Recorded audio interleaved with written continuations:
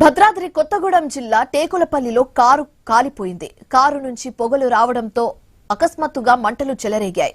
పాల్వంచ పట్టణానికి చెందిన ప్రభుత్వ ఉపాధ్యాయుడు కిషన్ తన భార్యతో కలిసి డోర్నకల్కు వెళ్తుండగా కారు కొండ క్రాస్ రోడ్ బ్రిడ్జ్ దాటగానే కారు ఏపీలో మంటలు వచ్చాయి. నిమిషాల వ్యవధిలో కారు దగ్ధమైంది.